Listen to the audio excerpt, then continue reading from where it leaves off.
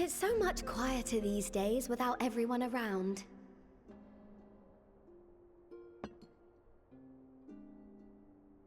Not that I'm pining for your return, you understand. I have my sources, and I know that each and every one of you is doing well and keeping busy with your endeavors. Meanwhile, I'm left with a surplus of free time and the question of how to make the most of it. What about you? Any plans for the immediate future?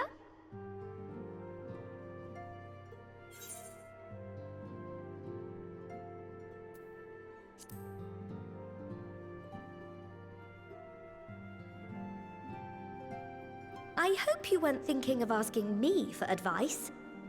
Though if you are open to suggestions, I might have one for you. You've fought bravely and selflessly, helping those in need and saving our star from unimaginable threats. For your deeds, you've been hailed as the champion of Eorzea and a host of other incredible things.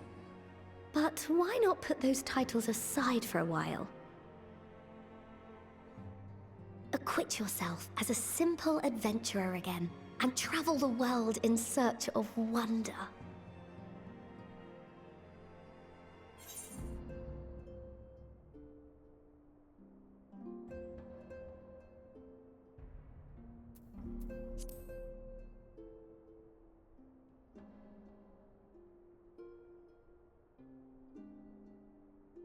If you're having trouble deciding, just leave it to me.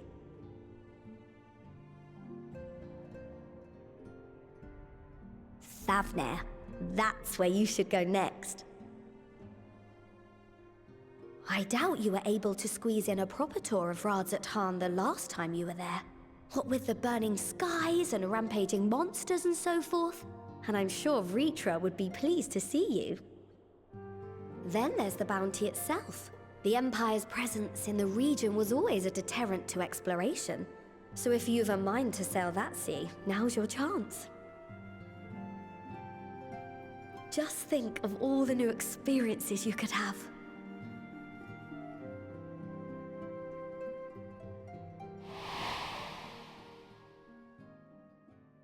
Tell me, have you been to the ruins beneath the waters of the Bounty? As the bearer of Azem's crystal, you may consider your duty to see at least that much.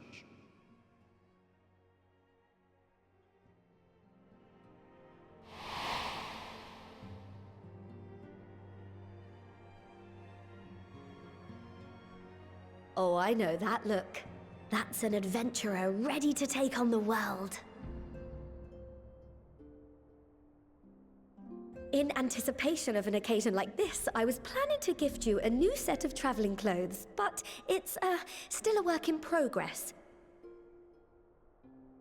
Shouldn't take much longer now, though, so sit tight and I'll have the last few bits sewn up before you can finish another cup of tea.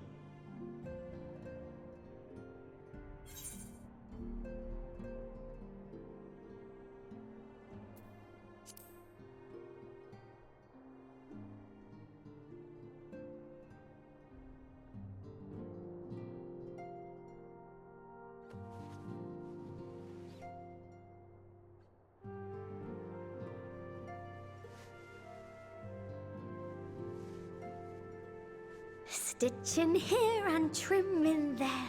Knot the threads with love and care.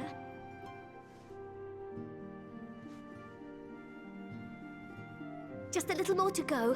I'm sure you're still brimming with excitement. I'm one with the needle. See how the fabric surrenders to my whims.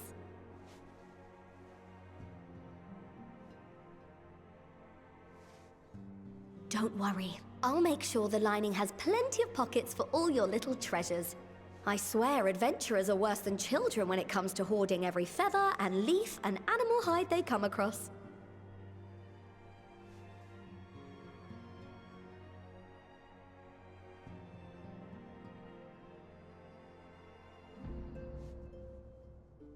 Oh, we mustn't forget the waterproofing. Gods forbid you forget to disrobe before plunging into the sea, or a river, or a piping hot bath.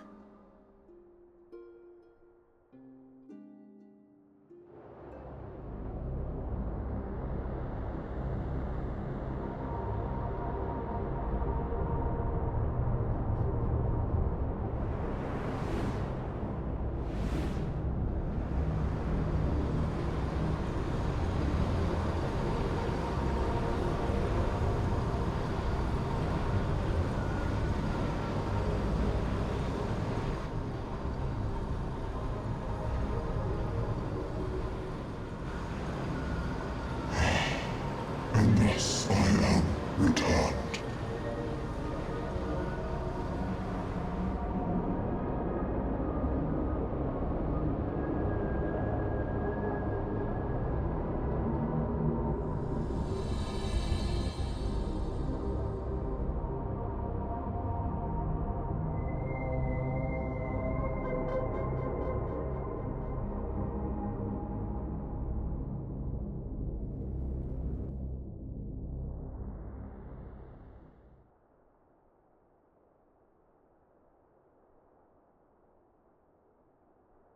Ah, you're awake.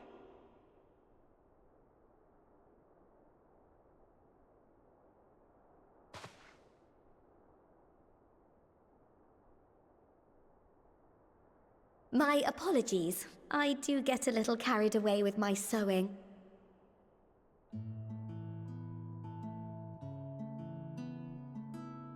You seem awfully cheerful. Pleasant dream? Or are you just looking forward to the next chapter of your grand saga? Either way, I promise to provide you with new apparel, and so I shall. If you'll accompany me to the Diamond Forge, we can put the finishing touches on your outfit. Shall we?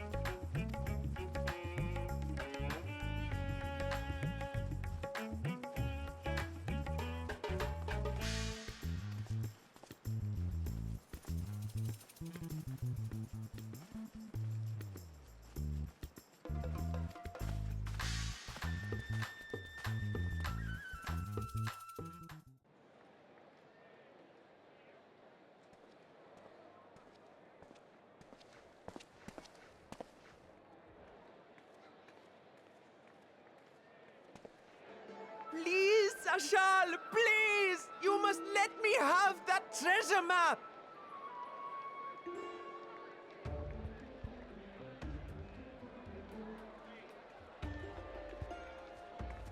What's all this about? My mother and father were slaughtered by monsters. My baby sister, still too young to fend for herself. Can you spare us no kindness? So, you hope to find your fortune? And what? You expect me to surrender my wares for pity's sake? What have you to offer in payment?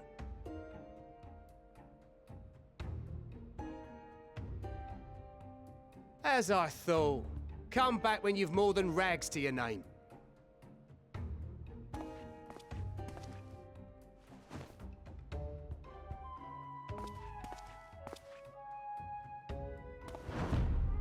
This is no mere treasure map. It is a guide to the vaults of Arzadal III, one of the great satraps of Radzat Han, and a direct descendant of Alzadal Khan. A map to Alzadal's legacy? So he says. A fake, I'd wager. This is no fake. The parchment is marked with an arcane glyph of passage. You may find the ruins hidden in the bounty, but you won't be setting foot inside without this in your possession. A priceless artifact it is, discovered amongst the rubble in the aftermath of the final days, and lovingly restored by yours truly. This map is the key to fabulous riches, and I'll be the king of fools to simply give it away. Be glad I am no such king, boy. Your scrawny-eyed had never return with that treasure alive.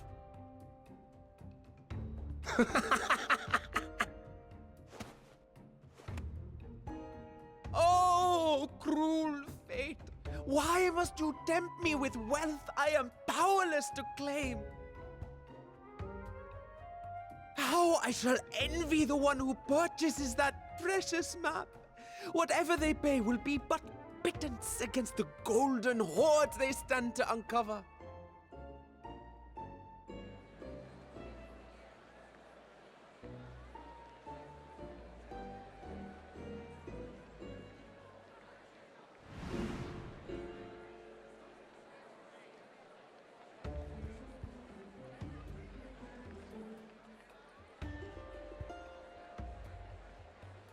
What of you, sir? Fighting man of your stature would surely relish the challenge of recovering Alzadal's lost fortune.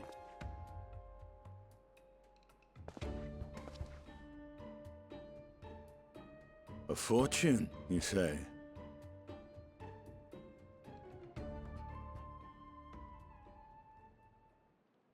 If I had but the strength to seize that treasure, my starving sister would never want for food.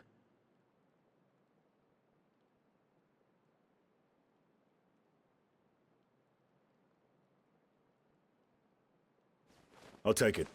Will this cover the price?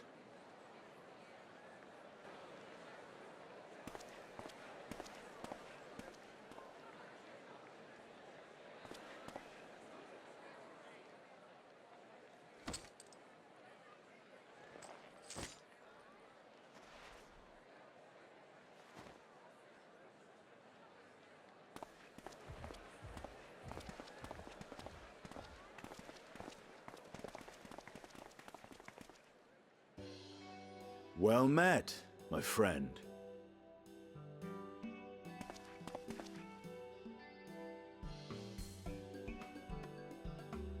Someone is dressed for adventure. But why Favner of all places?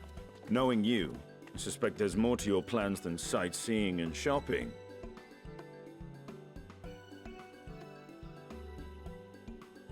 Ruins beneath the bounty. Curious. And here I've acquired a map to just such a site.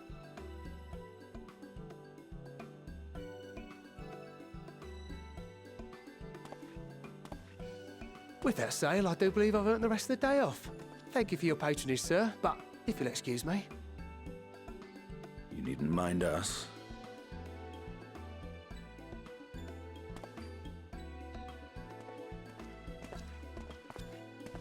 And now I fleece one of the heroes of the final days. Pray the sisters were looking elsewhere.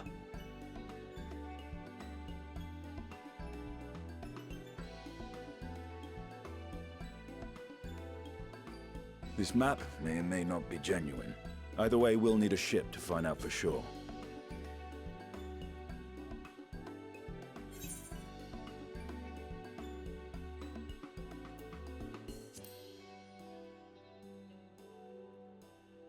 Lest you misunderstand, I seek the treasure not for myself. If such a fortune truly exists, then it could help ease the struggles of those who lost their loved ones in the final days. I hope to do for Thavnir what you and Alphino did for the Alamegans when you recovered the Mad King's trove.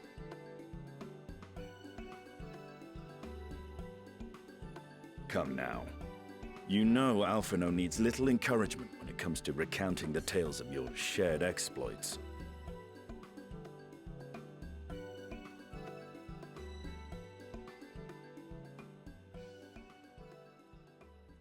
Speaking of precocious lads, that boy in the bazaar was clearly an accomplice of the merchant.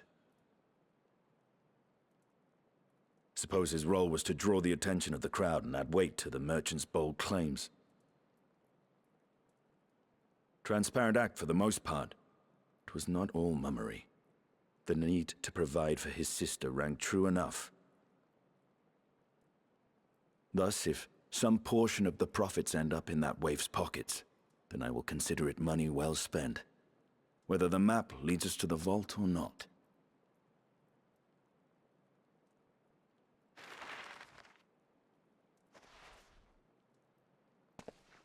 You are coming along, yes?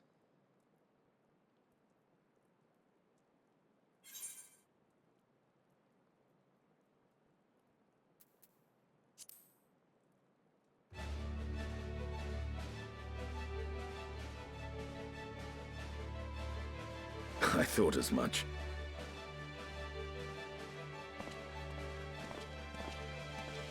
Now, let's see about securing a vessel.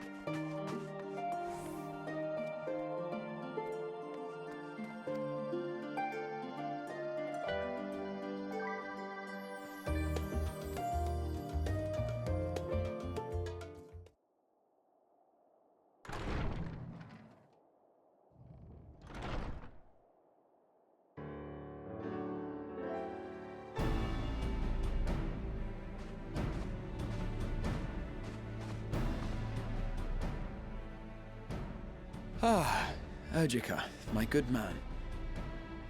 Would you be so kind as to... Oh, isn't this a pleasant surprise?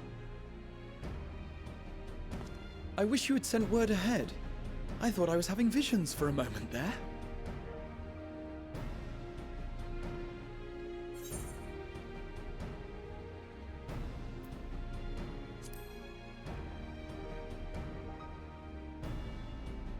Slow and steady. Raha and I have been compiling old records of the students' activities. We were able to locate several accounts in the archives of Numenon, but the bulk of our documents was lost along with the Isle of Fowl.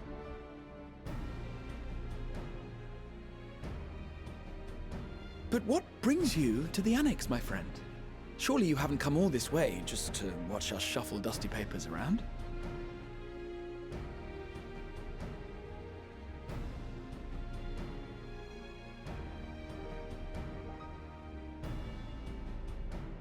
The treasure vault of Alzadal III. And you're looking for companions to join you on this expedition.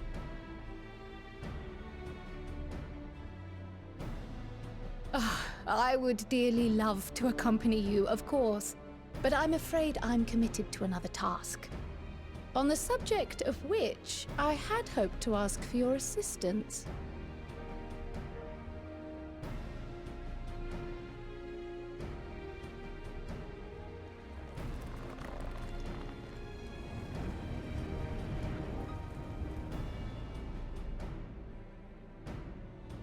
Then again, it's not so urgent that it can't wait until you've returned. You should go, Raha. I'll stay here and mind the shop, as it were. Are you sure? I'd hate to leave you short-handed. I'm sure. Just try to be back before too many moons have passed. Well, I guess we're off on another adventure already.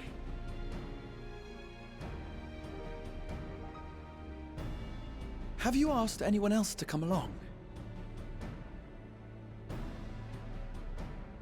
Then might I suggest we invite your Stola?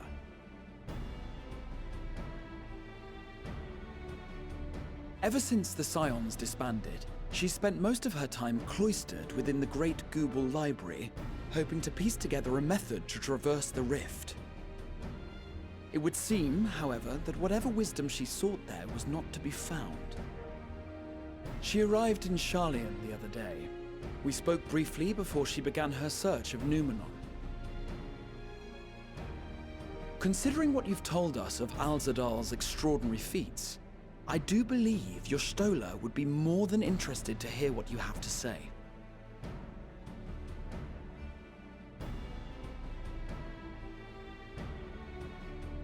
Splendid! Then let us head to the archives at once. Wait, before you go. I have another potential member to volunteer, if you've room to spare. Urianger. He sent the students a request for materials, you see. Treatises on the architecture of treasure vaults and the like.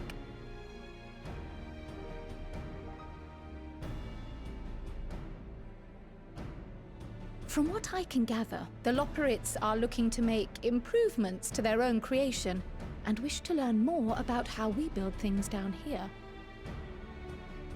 So, why not take Urianger with you? Let him study Alzadal's legacy firsthand. None can deny the benefit of seeing something with your own eyes. If our expedition leader has no objections, I say we extend Urianger an invitation once we've spoken with your Stola.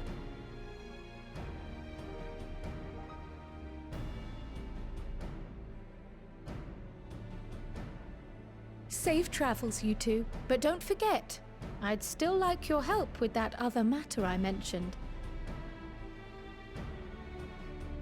Right. Then it's off to the library.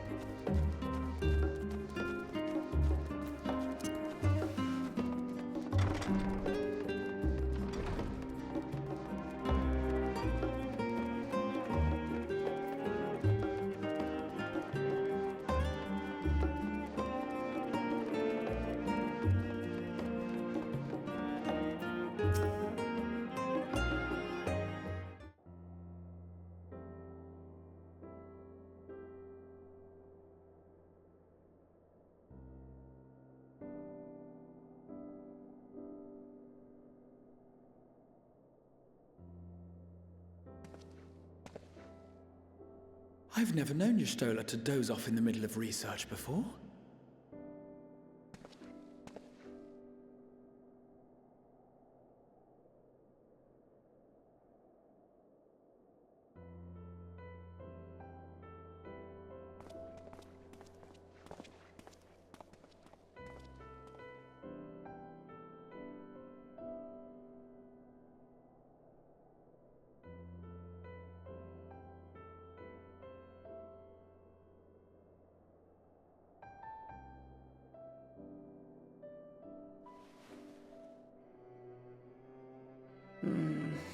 Close my eyes for one moment.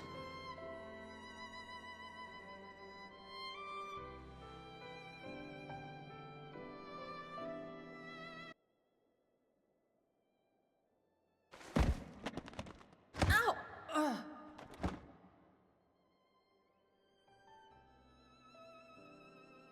How long have you two been here?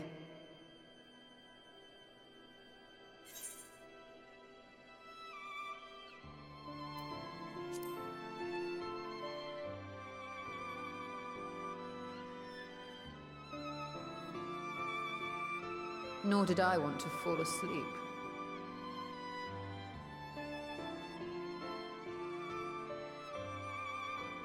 I must have been studying for 2-3 days straight before exhaustion finally claimed me.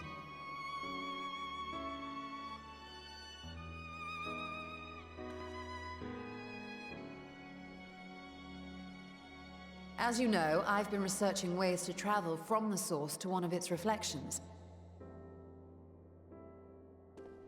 Well, looking for hints at least.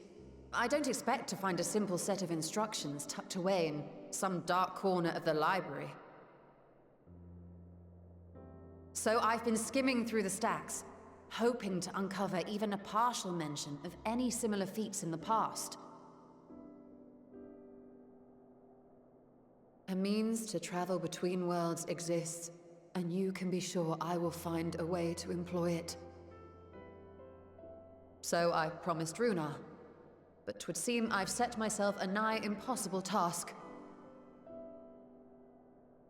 You needn't be so hard on yourself. The leap I made with the Crystal Tower was not achieved in an afternoon. It was the culmination of a collective effort spanning generations. Oh, you think me discouraged? I assure you, 'tis quite the opposite. A daunting challenge and the time to sink my teeth into it. I feel like a fresh-faced student again. A scholar in her element.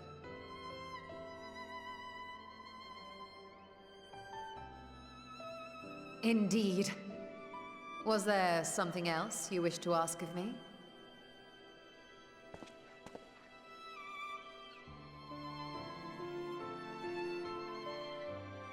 Alzadal is no minor figure in Harnish history, and much is known about his family. But this is the first I've heard of a descendant surviving a trip to another world. If those tales are true, then he may have left behind some clue as to how it was accomplished.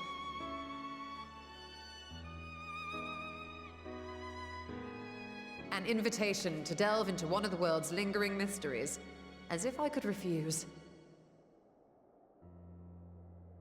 And whence do we embark upon this expedition? Akyali, by ship. But before that, we thought to extend an invitation to Urianger as well. He was in Thalmazane, last we heard. Then by all means, let us recruit him, and be on our way.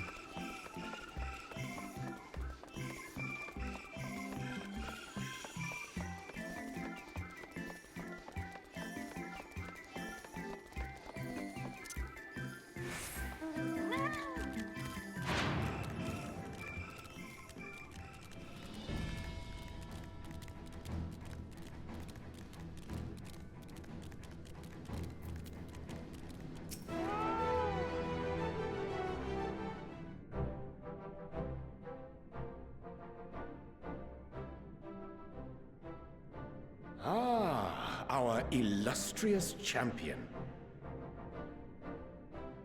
Cloaked in the mantle of the common explorer, fame set aside in thy pursuit of simple adventure. I am told a new expedition is in the offing.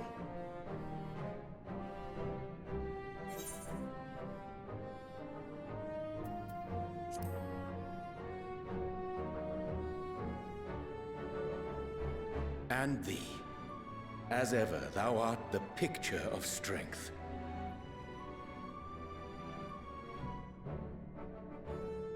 You've been keeping yourself busy, I trust? True to our plan, Thancred and I embarked upon a pilgrimage of sorts, with an eye for gauging the state of those lands through which we passed. Our travels were interrupted, however, by a request for aid from our befurred lunar allies. As you may recall, the Loperids had been seeking new purpose for the moon, another role through which it might serve to benefit mankind. The Forum hath been working to advise them in this endeavor, but I return to offer mine own counsel. And this has what to do with treasure vaults, exactly? Ah, you have learned of my predicament from Mistress Cryle. I know not whence they acquired such knowledge, but the Loperids now stand convinced that adventurers delight in treasure hunts.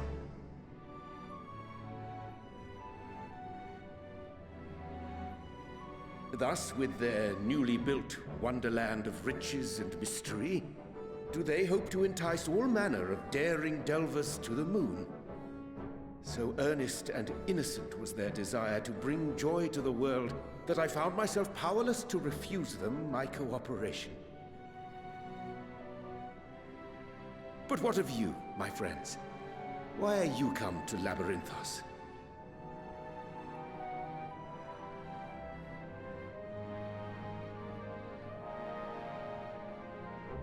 Fascinating.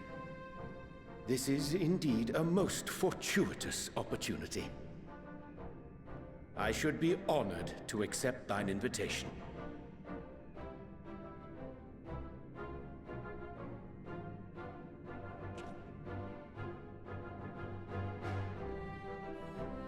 How long hath it been, I wonder, when last our actions were not impelled by fate or desperation? Aye. Though I cherish the Scion's accomplishments, 'tis pleasant to not have the weight of the world upon our shoulders for a change. Counting Istinian, we number 5 now, yes? Without knowing what traps or perils await unwary feet, we may be wise to refrain from recruiting others. I agree. Between us, we should have the skills to handle whatever situation may arise. Shall we be on our way? What, no time to spare a word for the grizzled old bard?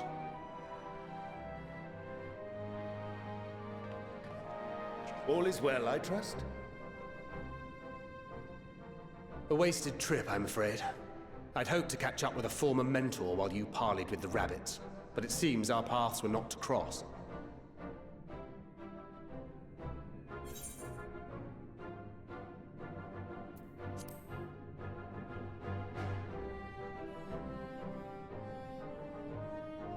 That's because we didn't travel by experimental etherite. It's astounding what a lack of nausea does for one's sense of well-being.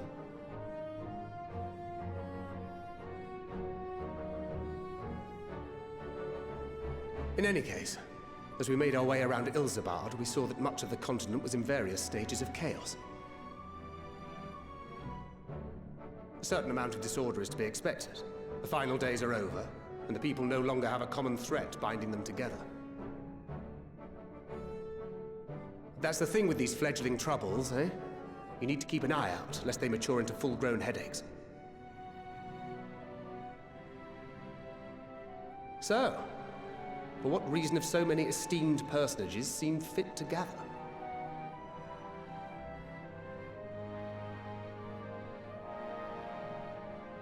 Beneath the waters of the Bounty, you say? I see you've already stolen away my traveling partner with the promise of unexplored ruins and scholarly glory. Nay, 'tis not for mine own indulgence, but rather the fulfillment of my commitment to the Loporrits. Ah, of course. And if you have a Stinian rounding out your group, you'll likely have all the members you need. Feeling left out? I could put in a good word for you, if you like.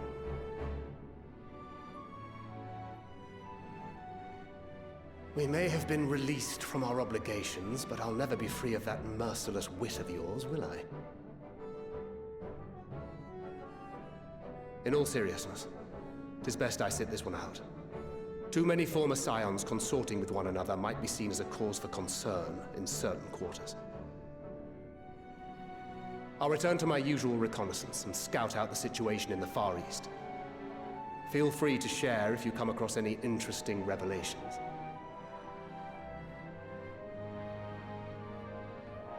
Till we meet again.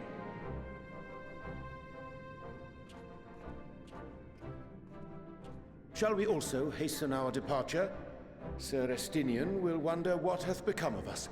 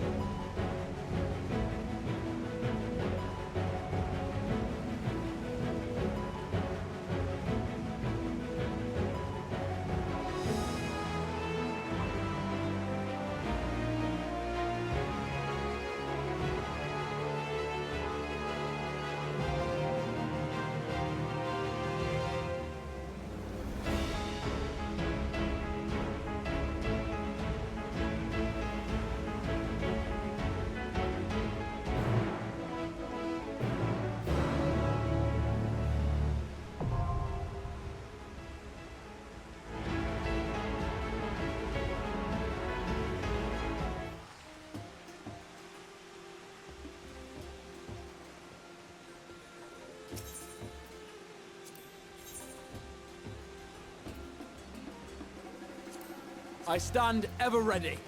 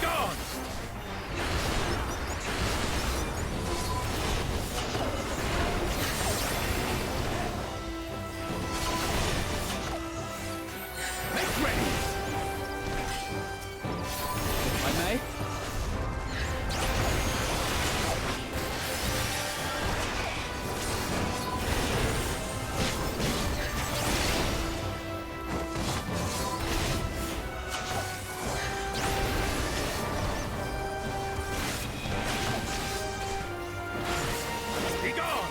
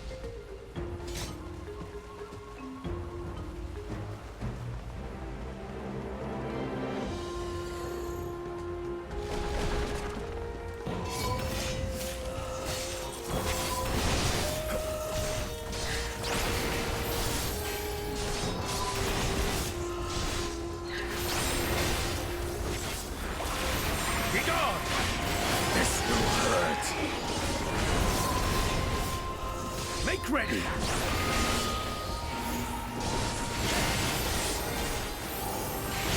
I may? You underestimate me!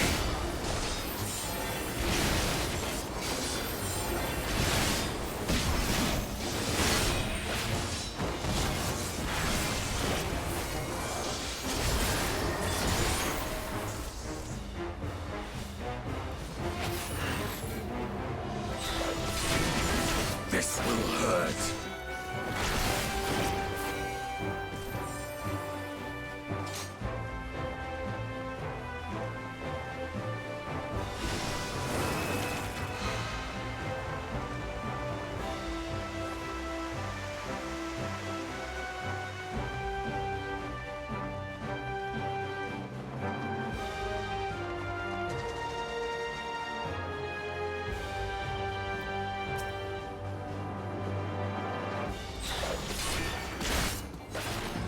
Together we shall overcome this.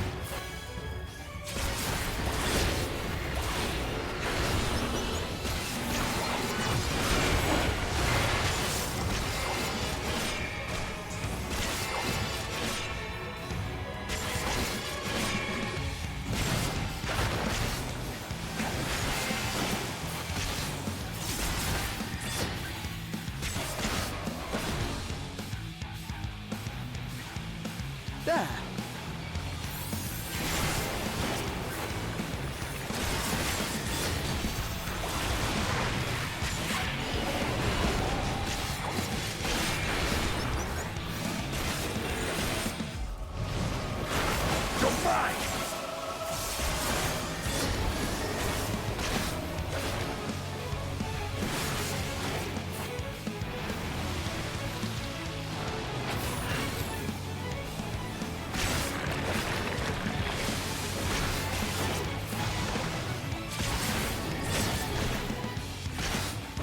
Hold still.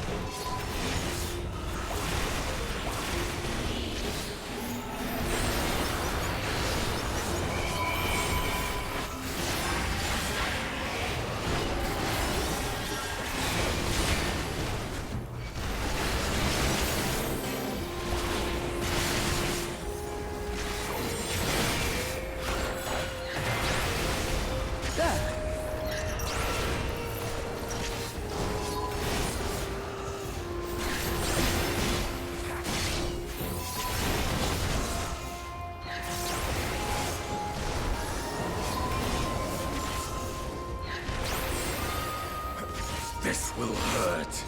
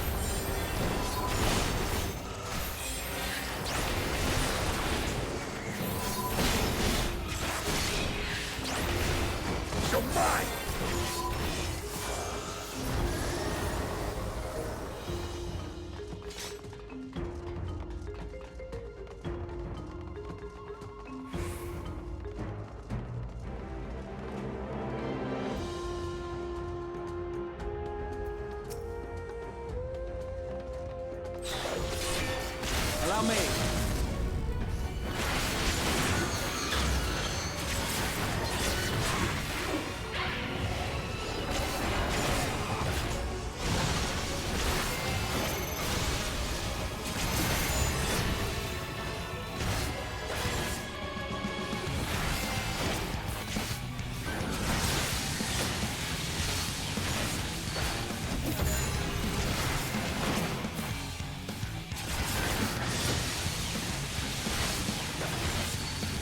Hold still.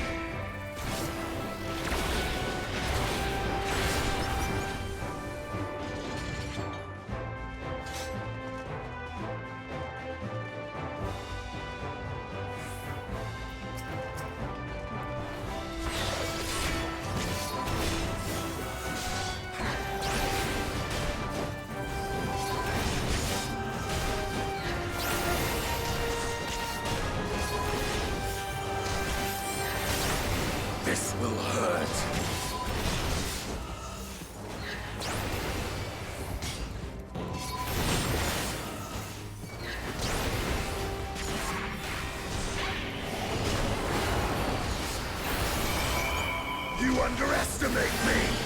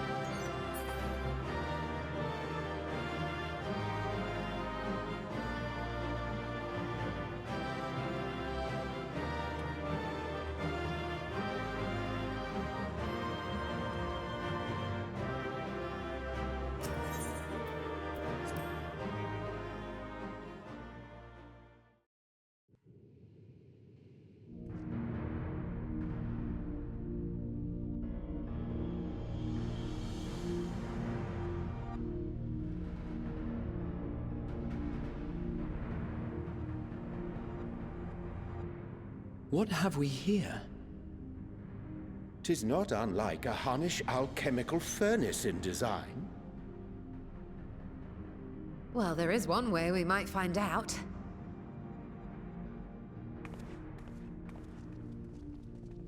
Stop! You mustn't touch it.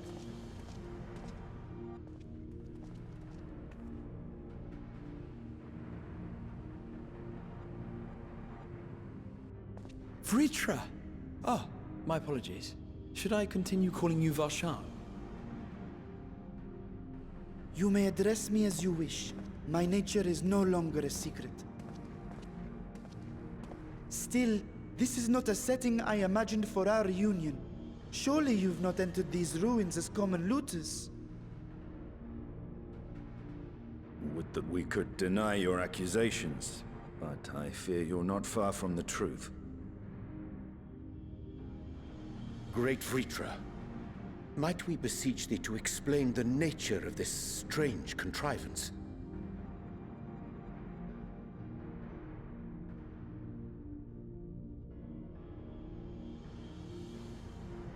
It was crafted by our alchemists at my behest, for the purpose of sealing something away.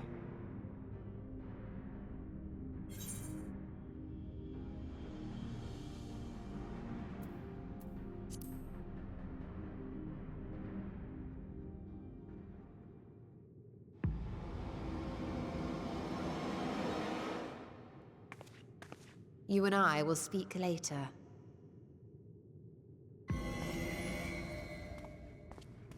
Not the time for frivolity, my friend. Not the time. This something of which thou speakest, might it be some manner of threat?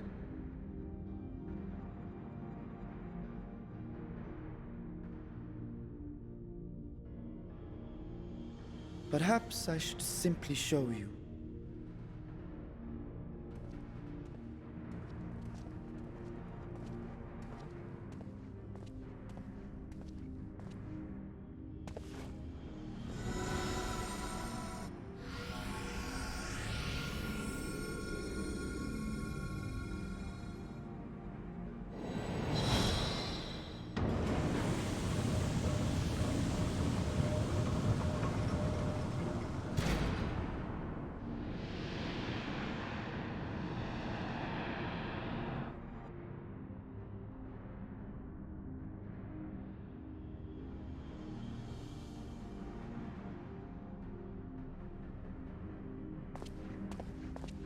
I have lifted the seal, if only for the moment, by an authority only I possess. A planar fissure? No, my friend. Small though it may be, this is a functioning gate into the void.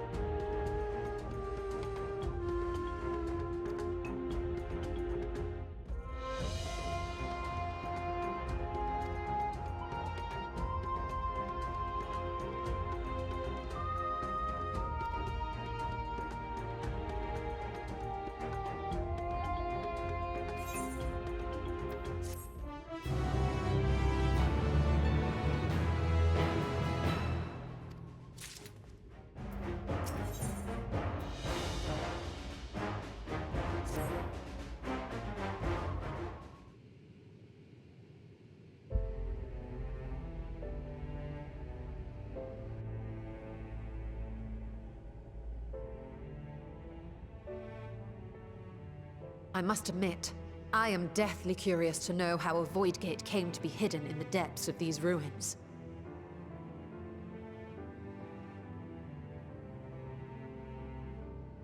To tell that tale, we must first peer far to the south, and even further into memory.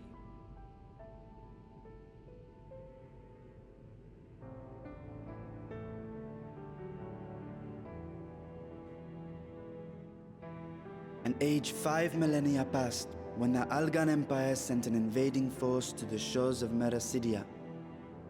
The southern people rallied around the commanding figures of Bahamut and Tiamat and fought fiercely to repel the would-be conquerors. With Bahamut's defeat, however, the tide turned against them. Desperate to seize any advantage, the Mercidians resorted to summoning primal entities. In response, Emperor Zande forged a covenant with the Cloud of Darkness, sovereign among the all-devouring denizens of the Void. Thus bolstered by icons on one side and Void Scent on the other, the two armies clashed in a battle of unspeakable carnage. So much death, so much loss.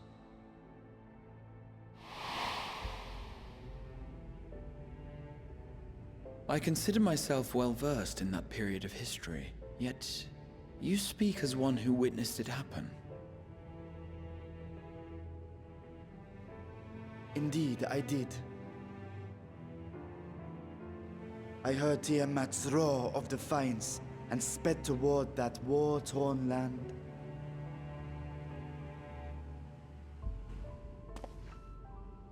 Along with my sibling, Ashdaya.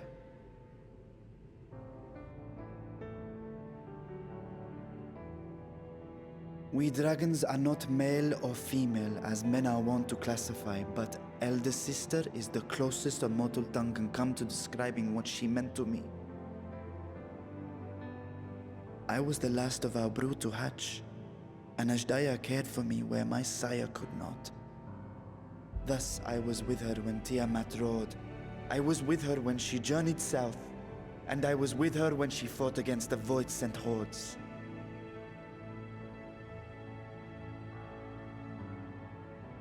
Yet no matter how many of their vile fiends we cast down, more rose from the abyss to take their place. Faced with an unwinnable war of attrition, Ashdaya risked her all on a final gamble.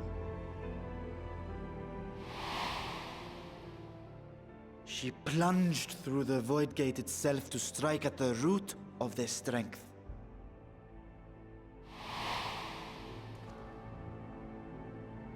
I tried to follow in her wake, determined to lend what aid I could.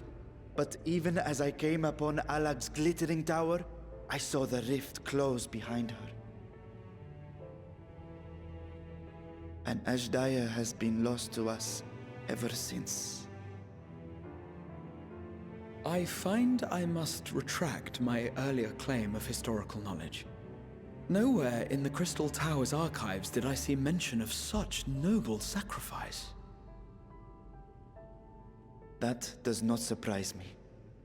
To Allagan eyes, it must have seemed as if a lone dragon, driven to madness, simply dove through the gate and did not return. For my part, I spent long years searching for the means to reunite with Ashdaya. Until I could search no more. Until Alag was dust, and the art to open a void gate large enough to accommodate a dragon forever lost. Yet you have the beginnings of a gate right here, under the control of a harnessed device. My discovery came before Radzat Han was founded. Though I scoured the lands for a method to cross the rift, it was beneath the sea that I chanced to find a natural planar fissure. It was, however, far too narrow to admit a worm's bulk. Only after our city rose upon the rock, and I could enlist the aid of our talented alchemists, did matters take a favorable turn. Their dedication was beyond reproach. Tirelessly, they worked to expand the fissure, and after decades of toil, it finally grew to a size that a child might pass through.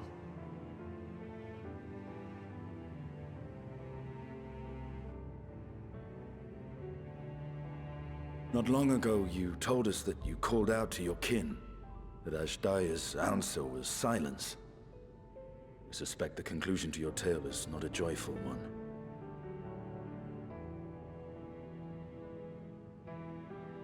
With hope in my heart, I used the simulacrum to cross the threshold. But no, I did not find her. What I found was a host of void scent, clamoring around the opening they had sensed. 'Twas but a moment, but enough. I had no choice but to retreat and allow the portal to contract once more. The gate was a threat to your people. You had to decide between endangering Razat Khan and abandoning your sister. And you chose the latter. 'Twas not that thy sibling scorned thy call. 'Twas that she was trapped beyond a barrier through which neither roar nor dragon may pass. Even now, in the desolate world of the 13th. I can scarce imagine your pain, yet it was wise not to linger in that place. Too long a sojourn, and even a being of your power risks being warped into a creature of the void. You've seen this phenomenon before, when we stepped into the darkness.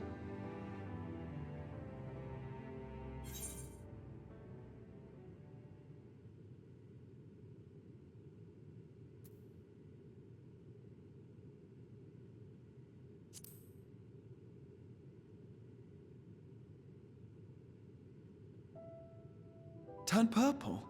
Well, yes. His wounds had allowed the void's corruption to enter his body and twist his ether. Had it been allowed to progress much longer, I presume he would have been fully transformed. Then there is little hope for Ashdaya.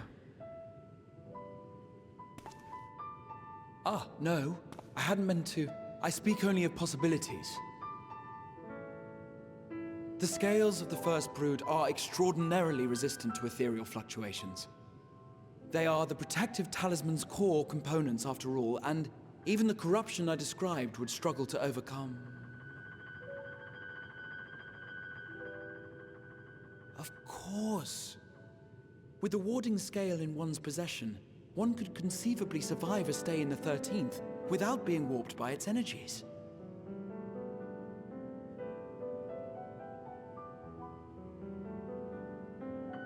Be that as it may, it is too late to rescue my sister. 5,000 years too late.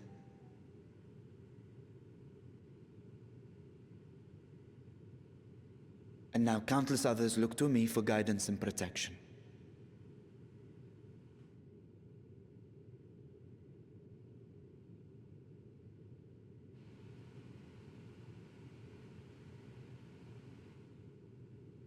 So when I sensed intruders in the ruins, I came only to ensure that the gate remained closed. That, and to secure the treasure, of course.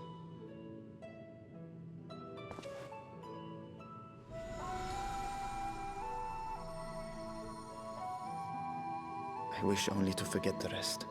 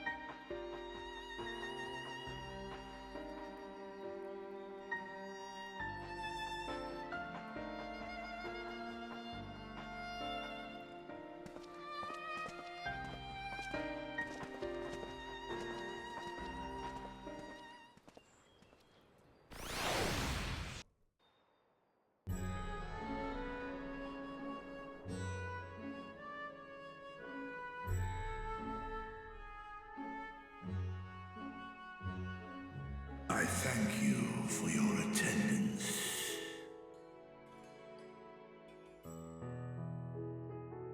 The riches the Radiant Host have retrieved were hoarded in Alzadal's name. A fortune I set aside for a future day of need. And lo, that day hath come. May it aid our wounded city in reclaiming its vibrancy and vigor.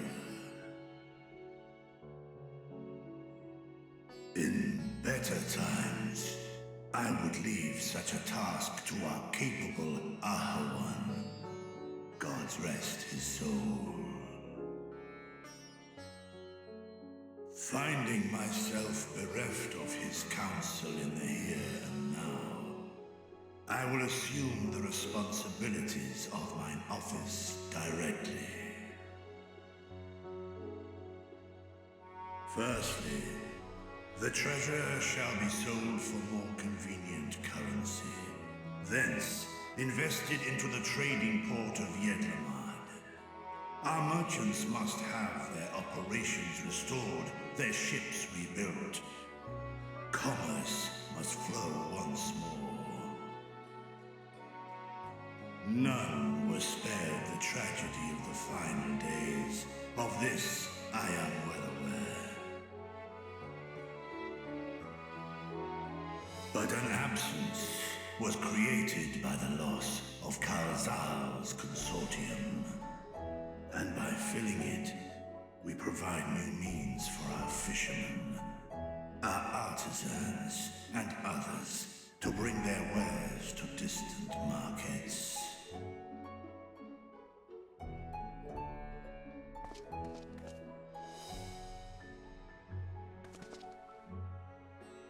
And what of the children who were left without family to care for them? That is a concern which weigheth heavily upon my mind.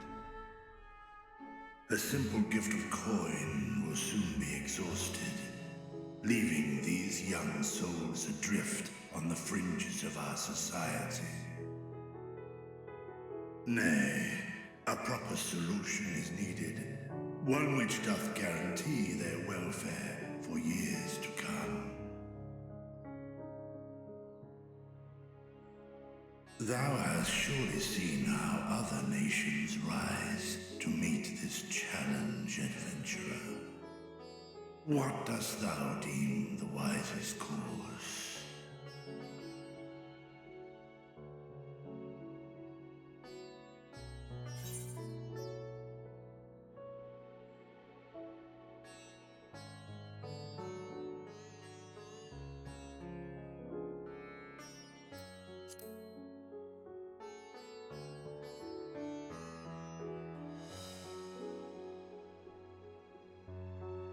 Of course, we can draw on trading profits to build a new institution.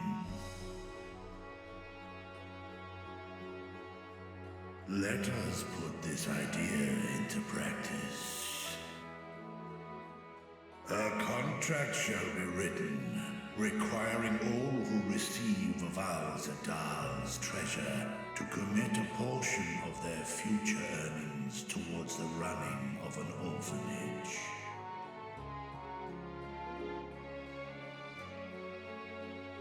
Now, such an influential policy is deserving of a worthy name.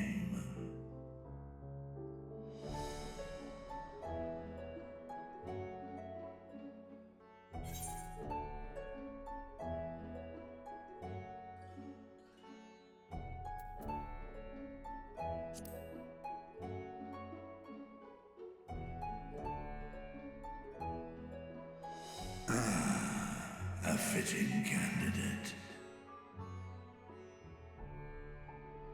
Kalzal should be remembered, not as the blasphemy which terrorized Thavne, but as a hard-working and generous man who brought much wealth to our shores.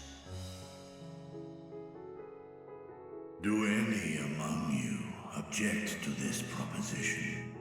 Many here lost loved ones to the beasts. In that time of strife, any one of us could have broken. Any one of us may have been taken by despair. When I think of Kalzal, I feel no hatred. Only a stinging regret that we could not save him as well. Isn't that right, men?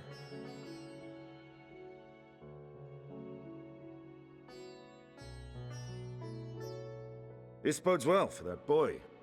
Mirad, was it? Perhaps he can cut ties with that shady peddler.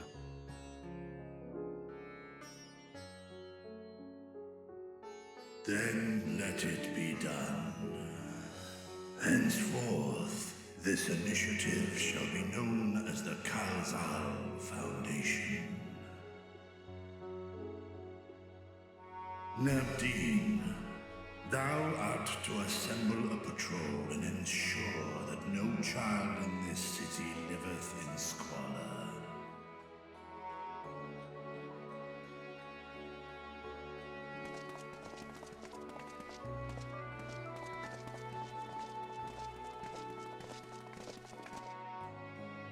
Clerks, see to the management of our funds and make haste.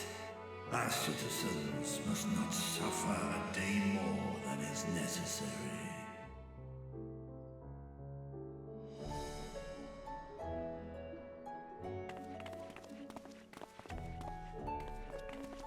Dragon and man, side by side in pursuit of a brighter morrow.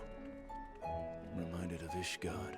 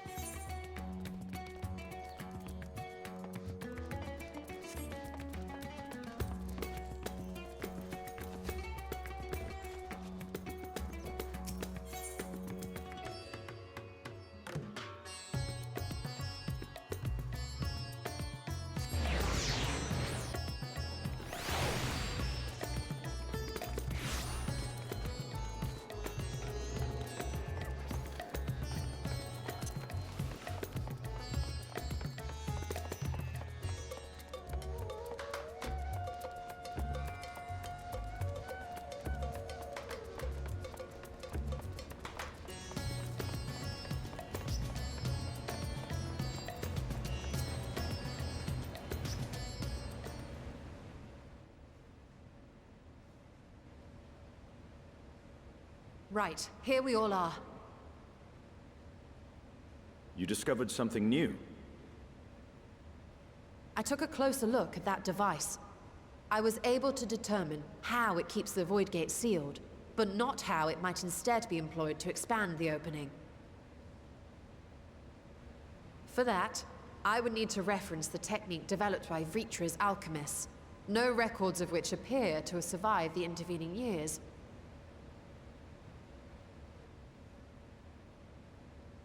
We know this, so why have you sent for us? Have you learned aught of value or not?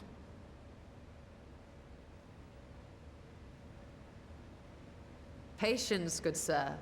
One must introduce the subject before launching into specifics.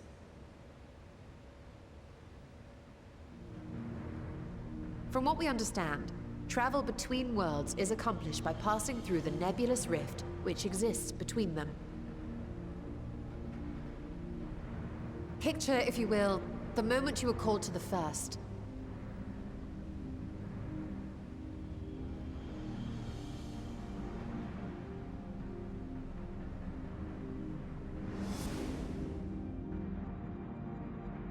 You touched a focus of some kind to help the Exarch pinpoint your location.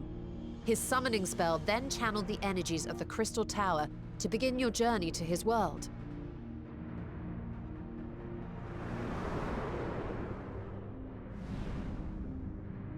The magics tore a hole in the wall separating source and shard, and cast you into the intervening nothingness. In that place, the laws of nature hold no sway.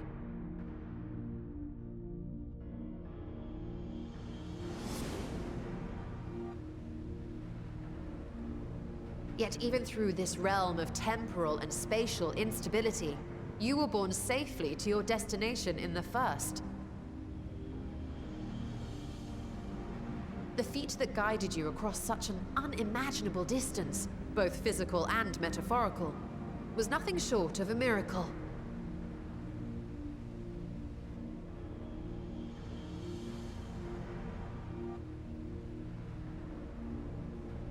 Then what of the many void scent found in the source? Who guides them here, and how? An excellent question. Though there are several methods by which the Void's denizens might intrude upon our world, the rituals of summoning are the most typical. For example, let us consider the Gargoyle, a creature of middling power.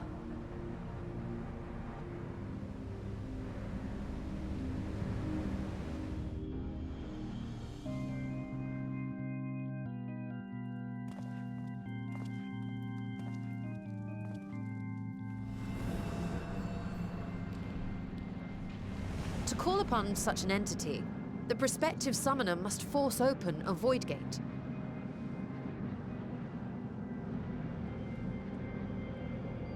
The portal lasts but a moment and is relatively small, allowing only an imp or other lesser being to squeeze through with their physical body intact.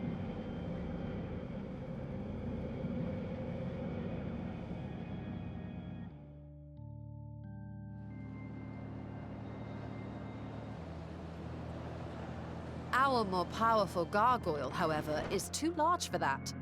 Creating a gate big enough for him would require vast amounts of energy, far beyond the reserves of any one mortal practitioner.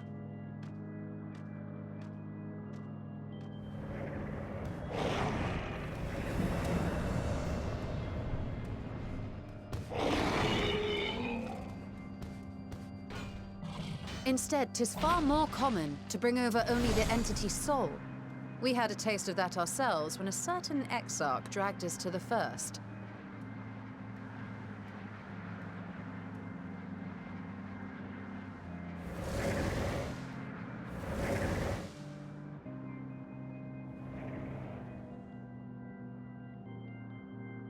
And just as our bodies remained in our world, the Void Sense physical form is left behind in the 13th.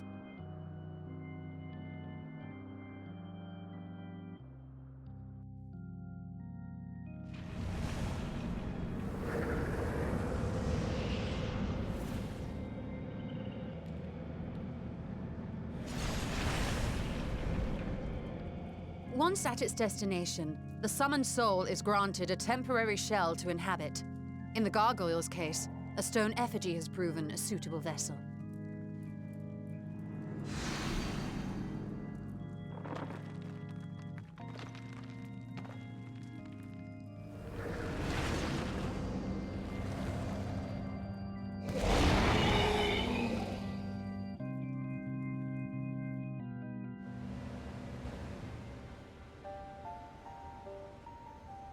Wait. You said that Voidsent must be called here deliberately by someone in the source, reeled in like a fisherman with his catch. Exactly. For a being to navigate the chaos of the rift, with or without form, there must needs be a guiding agent on the other side.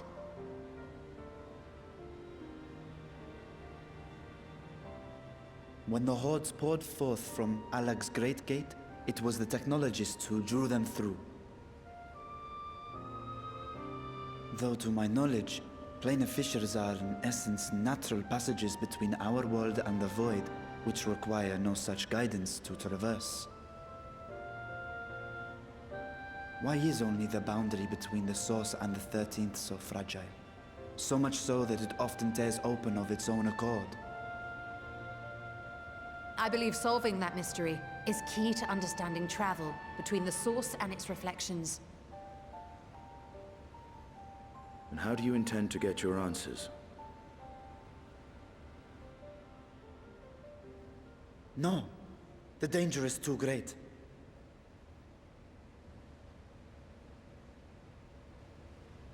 Perhaps. But what some call danger, others think of as adventure.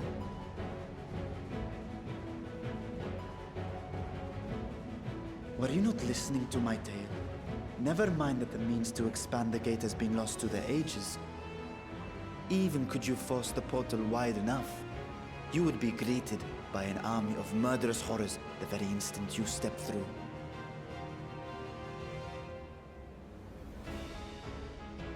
I assure you I was most attentive. And I agree that to go alone would be certain death. But if I were to bring along one who has already braved the 13th, and humbled the cloud of darkness, well, I imagine my chances would be much improved.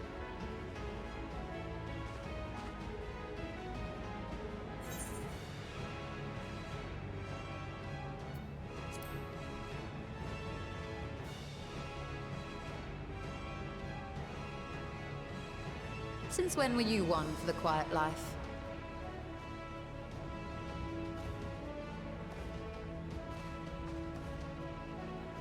Once again, I put my life in your ever-reliable hands.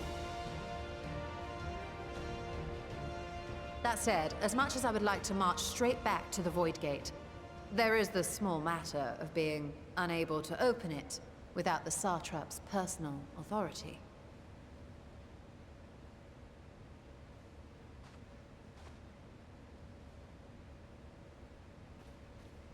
As I've said before, I will grant you and yours any boon you choose to name, provided it does not endanger my people. You have my word that we will take every precaution. Not a single Voidsent will be allowed to threaten Radzat Han, assuming we manage to expand the portal in the first place.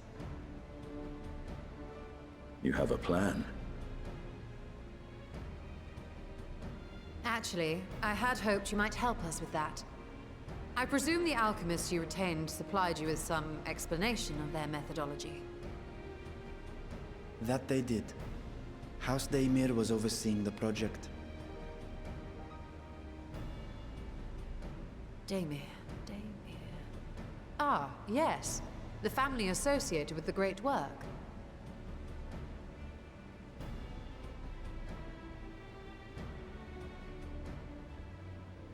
I did not fully comprehend the theory, but their research began with a Voidsent which had slipped through the fissure.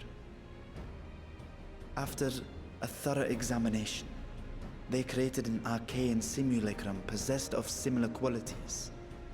A man-made Voidsent, if you will.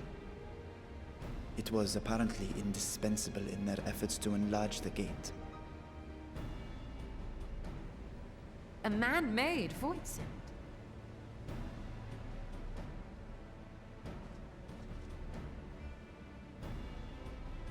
Yes. Being great admirers of the Archons, House Daemir submitted detailed notes to Charlene's official committee. They expected praise and accolades for their simulacrum, and were thus devastated to be informed that their work had been classified as prohibited material. If that's true, then those notes might still be stored in a forbidden archive somewhere. Not Google, of course, since that library had yet to be built. Which leaves us with...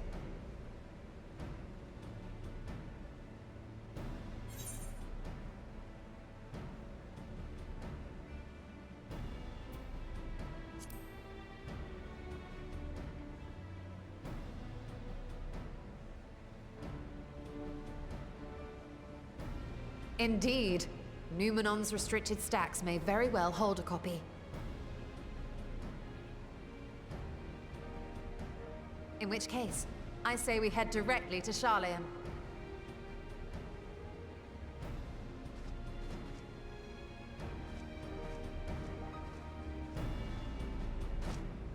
Unless you anticipate needing help to reach the high shelves, I see myself being of little use. Go on ahead. I still need to find Mirad and tell him about the Kalzal Foundation.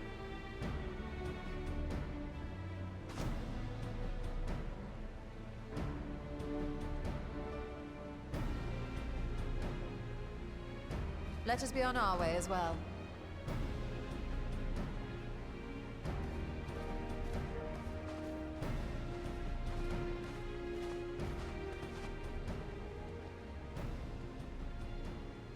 They are resolved to venture into the void. Do I sit idly by?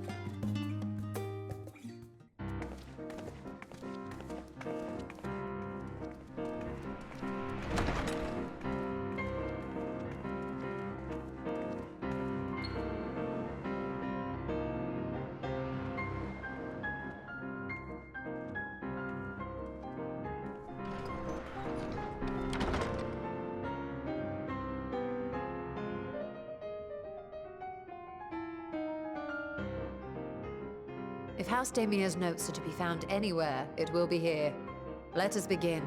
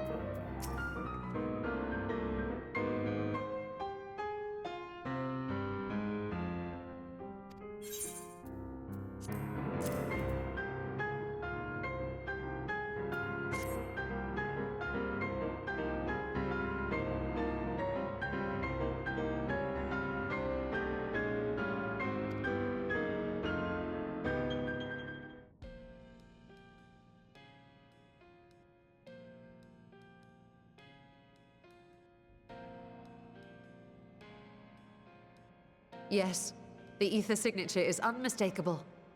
I've felt the traces of House Damia's resonance many times at the Great Work. Time to see what all the fuss was about.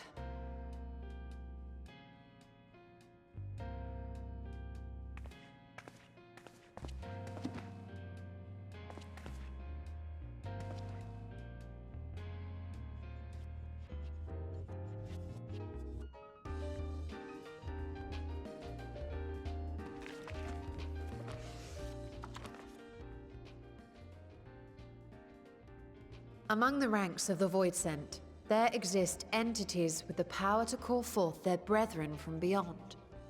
The species known as Atomos, however, is uniquely prodigious in this regard. From its distended maw, it can expel an endless procession of void-born creatures, a talent which sorely tested the Radiant Host in its battles against these abominations.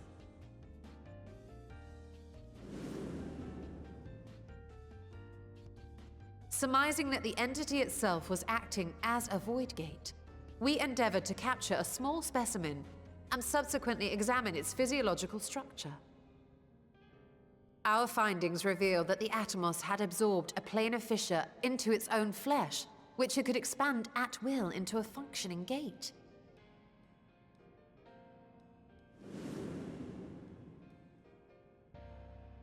Upon further analysis, we identified an ethereal wave pattern emitted during this process. A pattern we were able to emulate by passing crystal-stored ether through a specially designed prism. We proceeded to embed said prism into an arcane simulacrum, thus completing what we have dubbed our artificial Atomos.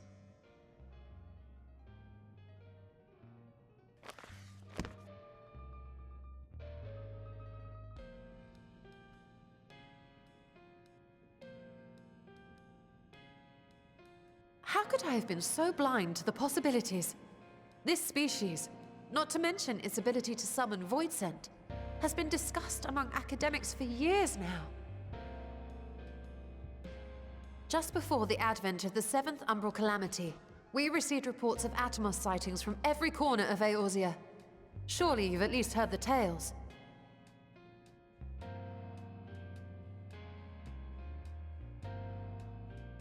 And still, House Daemir went and built a mock Atomos of their very own.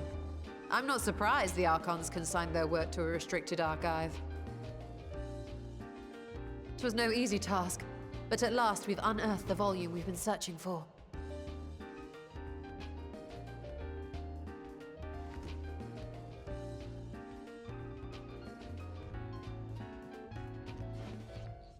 I'd be lying if I said I wasn't tempted to stay longer.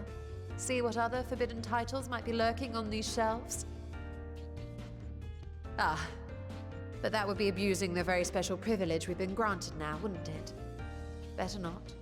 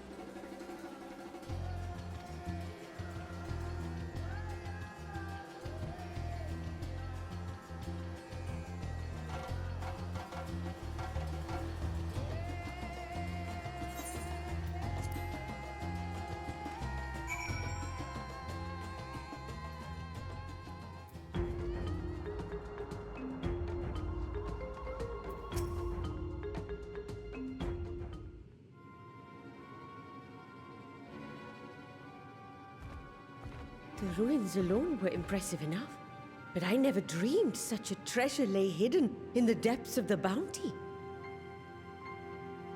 It may have been helpful to know this device existed, Your Excellency. My apologies. The gate was a secret I shared with none but my closest advisors. I feared for what might happen should those with ill intentions learn of its existence.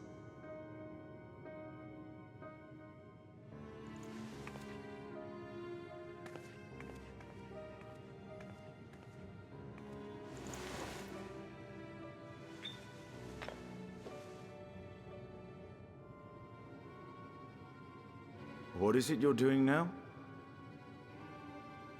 There's something I wish to verify. The NOAA reports claim that a short stint into the void carries little risk of etheric imbalance. Should one suffer an injury, however, or if one's expedition drags on longer than intended, that risk becomes significantly greater. Graha theorized that a warding scale would confer protection from the void's corrupting influence. But I would prefer to test that hypothesis before we set foot in the 13th ourselves. So, this is an experiment of sorts? Yes, an experiment. Tell me, how would you go about testing the efficacy of the warding scale?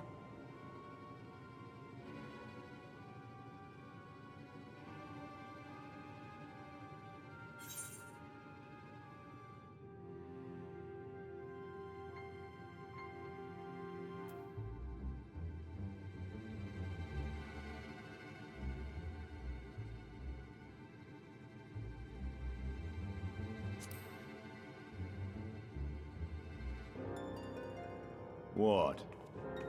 Why are you looking at me like that? Surely you'd not expect me to wriggle through that tiny portal. We needn't attempt anything so drastic. A small familiar should serve well enough.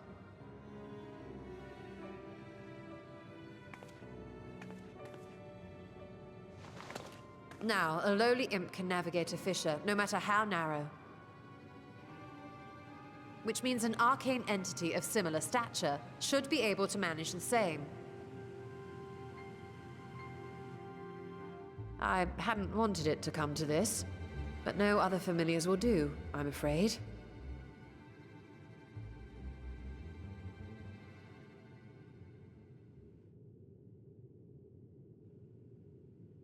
I mislike the sound of that. What manner of fiend does she mean to summon? From ocean rise and cloudbank form, from mountain spring and rainfall storm, from river flow and life be born.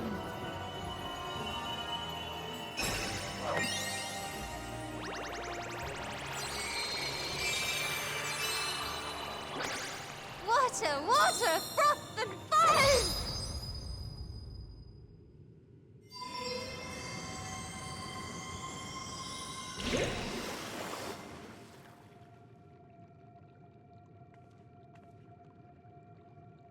Ready your arms. I fear she's been possessed. Oh, come now. That was adorable.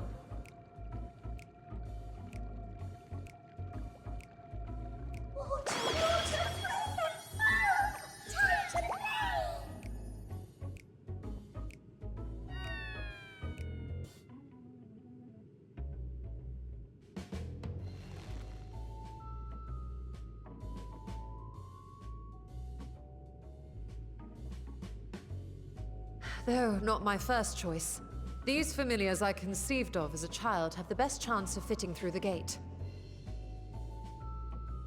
I only wish my younger self had considered a more dignified ending to the creation ritual.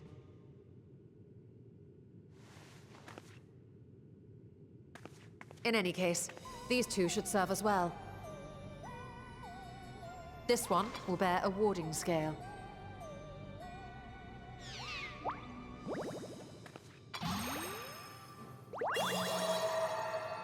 And when they return from the 13th, we can observe how the talisman, or absence thereof, has affected the progress of the Void's corruption. If I could impose upon you to open the gate. Your Excellency? Ah, yes, of course. We should also be wary of void scent slipping through while we conduct our experiment. Estinian, you are to keep Nadana safe from harm. As you say. You had best be on your guard as well.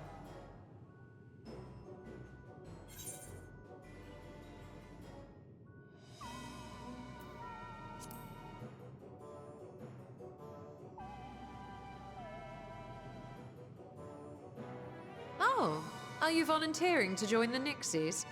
I could shrink you down, you know.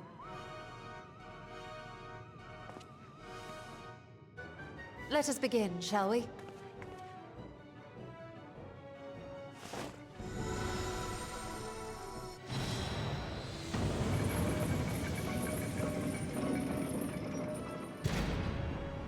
Nixies, into the void.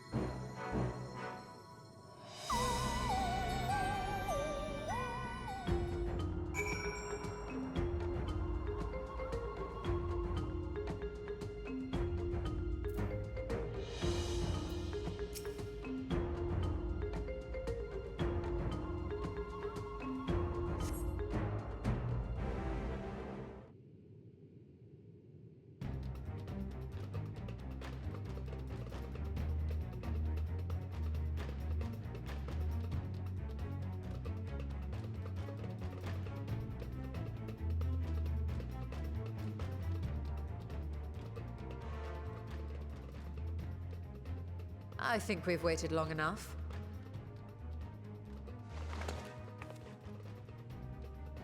Nixies, return to my side.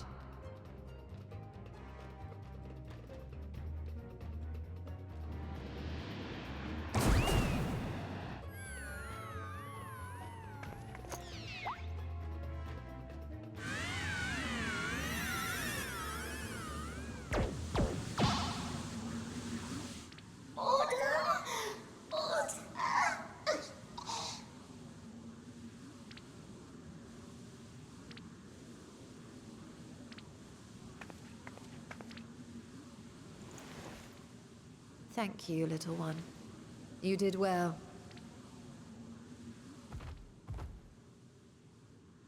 Oh, the poor thing. Its essence has been irrevocably warped.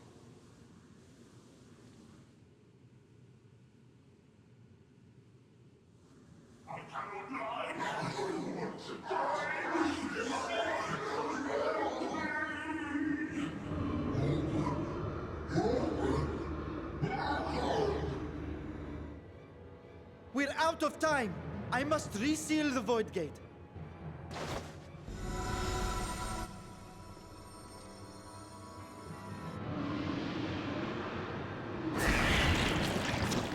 They're coming through!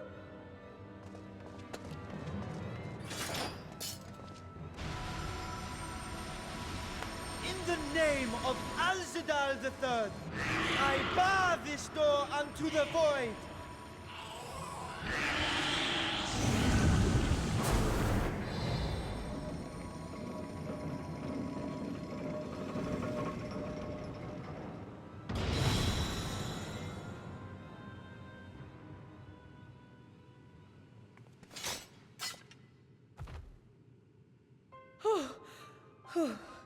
Well, that was a sharp lesson in the dangers of void gates.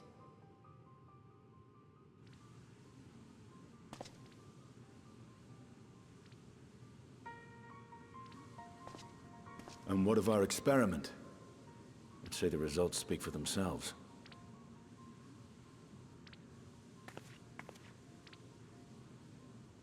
The unprotected Nixie has suffered extensive etheric corruption. As Nidana observed, it's well on its way to becoming a void scent. The one merged with the talisman, however, appears unaffected. I sense no changes to its equilibrium. Rest now, little ones.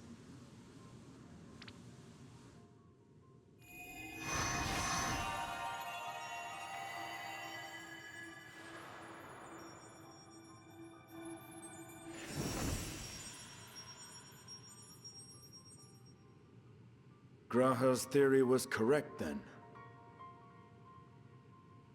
So it would seem. But while our second familiar was untouched by void energies, the talisman itself shows signs of degradation. It was, of course, originally designed to shield the soul from primal tempering. It stands to reason that etheric corruption of a different sort would affect it differently. We may need to modify the warding scale's design to account for the 13th's uniquely unstable ether. You've said much of the Void's instability, but my imagination fails me. What manner of place is this broken world? Ah, my apologies. I forget that not all of us spend our days sequestered in dusty archives. The 13th is a reflection of the source that was drowned in a flood of darkness. In Emmett Selk's own words, this tragedy was a result of the Ascians' attempts to force a rejoining. They erred in their haste, and made of that world a useless void.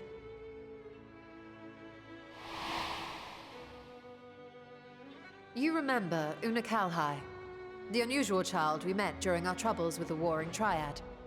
He explained the fate of the 13th thus. The champions of that ill-fated world used the stone known as Auracite to contain the power of primals. But those self-same heroes were gradually corrupted by the Auracite's bleeding energies, transforming into fiends with an endless hunger for ether.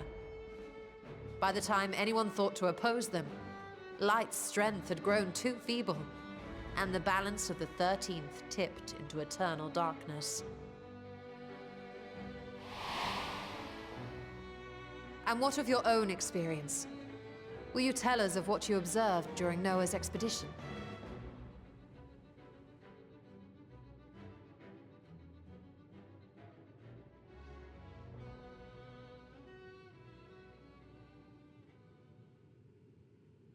I can picture it now. The sunless, Stygian expanse, infested with legions of ether-starved monstrosities. A void in every sense of the word. What you have described in such lurid detail is exactly why I hesitate to encourage you.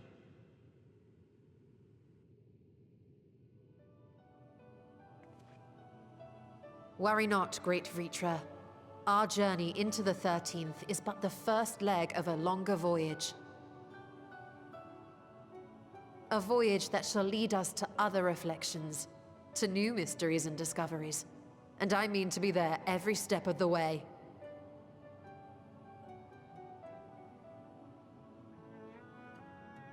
But first, I must focus on refining the warding talisman. Then I can begin work on constructing an artificial Atomos. Or I could if I had the relevant manuals to hand. Might I be so bold as to request access to the Satrap's family archives?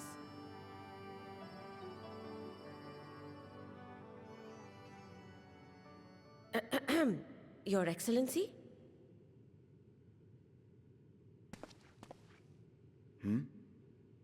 Oh, yes. That can be arranged. I will speak to my officials upon our return.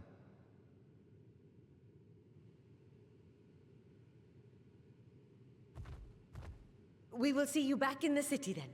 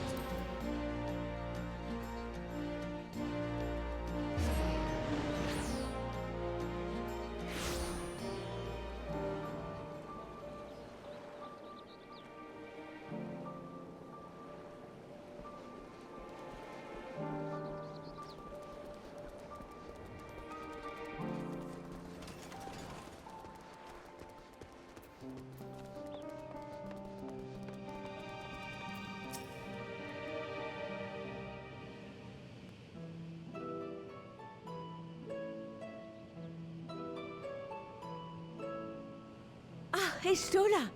The adjustments are going well, I hope? 'Tis a lengthy process, but the end is in sight, yes. That's wonderful news. I myself had some good fortune searching through the Satrap's private records. What I found was a transaction log dated around the same period as when Alzadal's legacy was built. It included a purchase list of highly exclusive alchemical components, and I knew I'd discovered the key to making the artificial atomos. I then visited the High Crucible to commission the materials. After I'd explained my requirements, I was beset by volunteers insisting I allow them to help with the entire project. The usual reaction to someone forcing open a void gate is to run for the hills. Harnish academics certainly are a different breed. The alchemists of old were cut from a similar cloth. The unknown held no fear for them. Indeed, they were ever eager to seek new knowledge, regardless of the danger. And were you not also fearless? Heedless even, in your determination?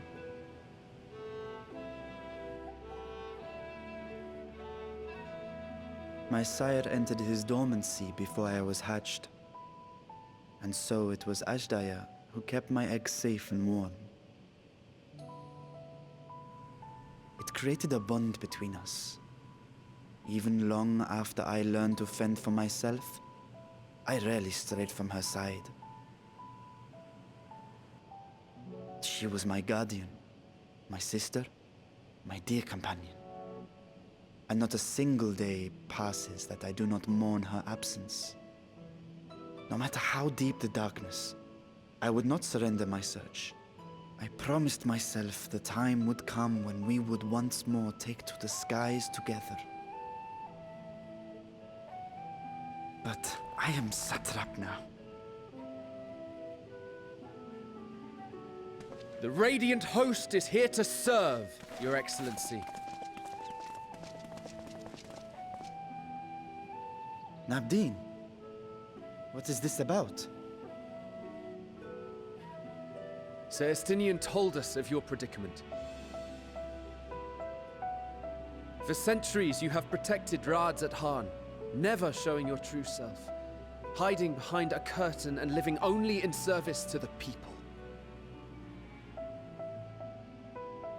Your dedication meant more to us than your deceit, and so did we accept you as our rightful ruler.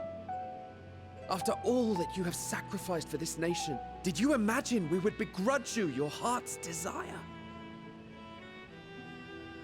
We survived the final days. We are a strong and proud people. We, the Radiant Host, will keep Thavnair safe in your absence.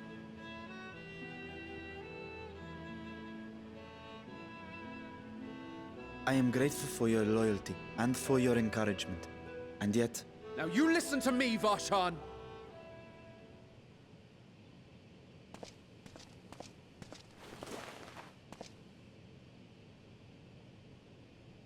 You are wearing that face, after all. As I have told you before, you are a little brother to us all. And if you are family, then so too is your sister.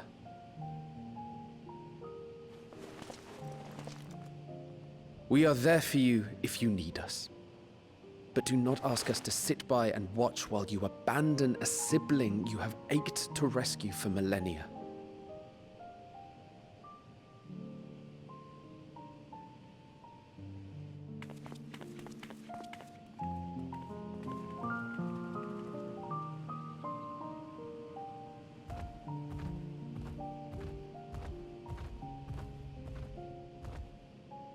We will succeed in opening the way.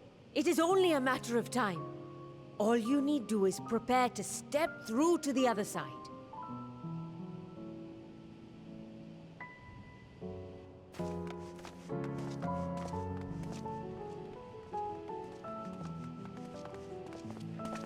Your Excellency, I wanted to thank you for building the orphanage. It means so much that my sister and I will have a place to be together, safe and happy. And I hope that you and your sister can be together again too.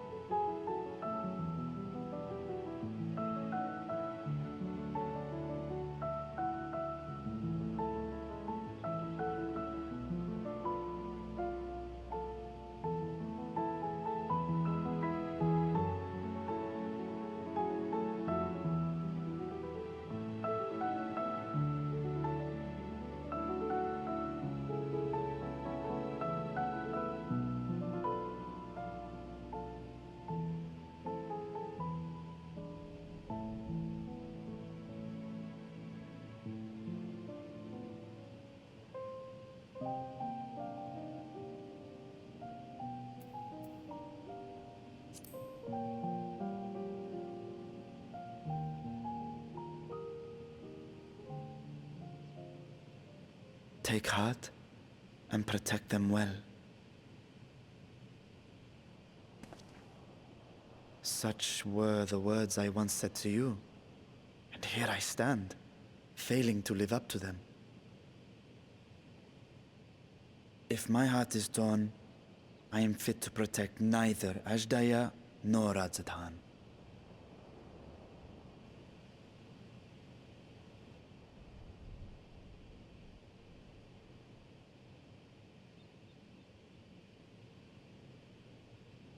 My people, I have come to a decision. Vashan will depart Thavne for a time.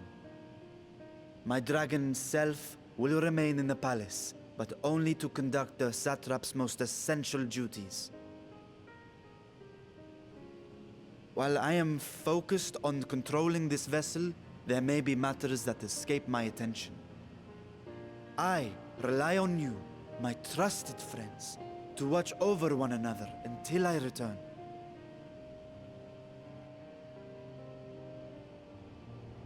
Take care and fair fortune, little brother. Many tears would be shed should you come to harm. I would not dare make you cry.